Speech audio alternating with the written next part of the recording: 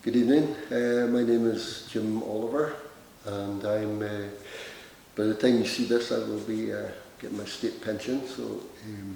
But I'm looking forward to walking the Catwalk tonight for my best friend Alan Ross. Myself and Alan, we first met in primary schools. We were in different schools. We played football against each other, and then I went to Tain Royal Academy, where we were schoolmates and we were friends just from day one. We were both Monty Python's fans. Monty Python's were the sort of new thing out then. John Cleese and his pals, and we just loved it. And it was that was the basis of our friendship for the rest of our time.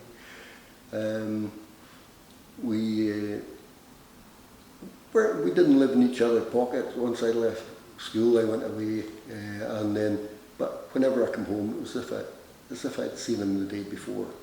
So that's where it came from, and he was just a fantastic guy.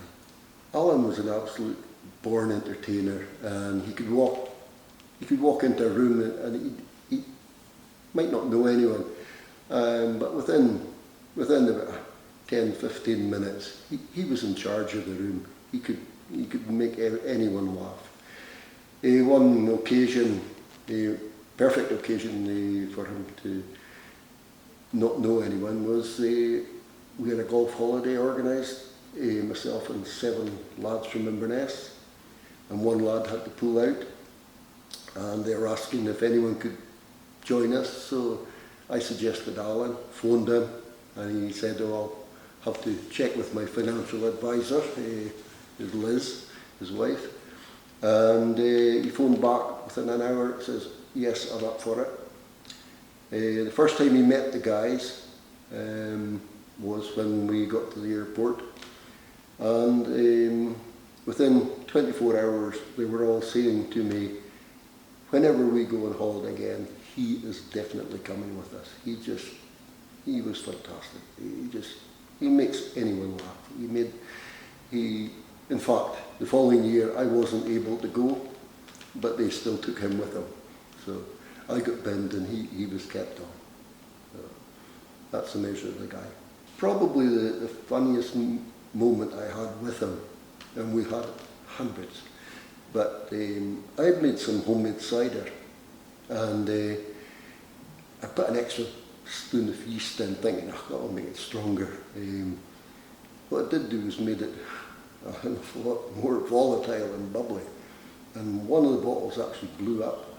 So we were handling the other bottles and thought, we might as well taste it. So I took the cap off and it just started fizzing, just like champagne. So I put my mouth over it and it almost blew my cheeks out. It was going out my nose and everything. So the next thing, it was Alan's turn to try it, and we had about 20 bottles. We had opened them all. We had the same situation with them all, and it was quite strong, and we ended up being really drunk with it. But we were lying on the ground just laughing at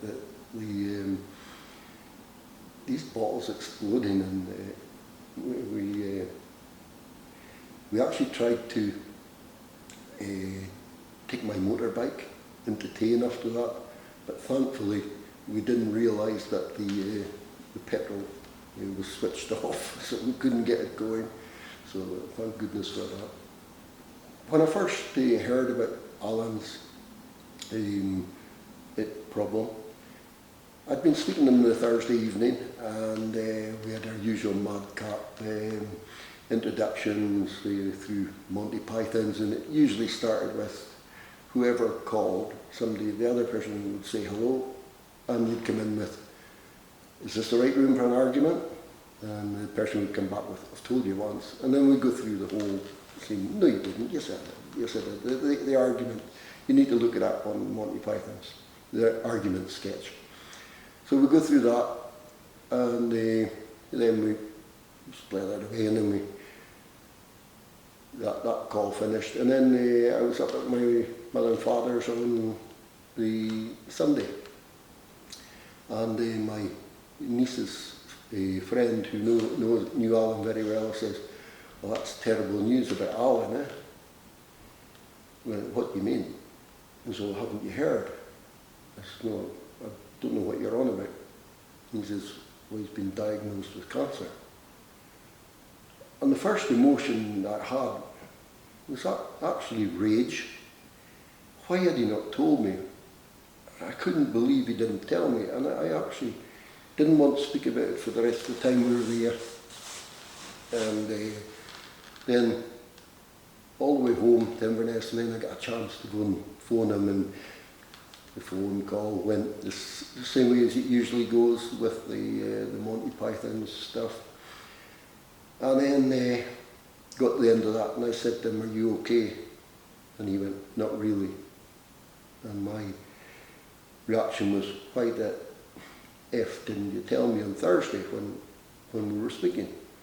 He says, "I didn't find out until Friday." So that was it. And then a few weeks later, we arranged to meet. And that was him coming out from the doctors in pain, and he was told at that point he had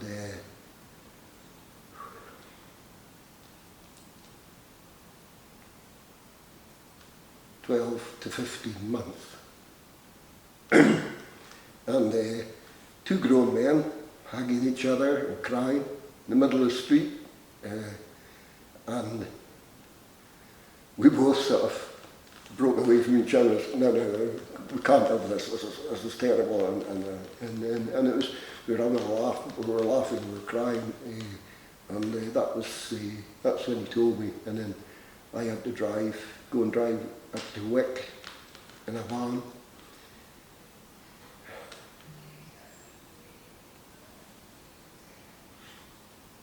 I think I cried all the way. And then he got his treatment, which, it didn't work properly. I think there was mistakes were made. He didn't get his treatment when he should have got it. And that was very, very disappointing, heartbreaking, not disappointing. And then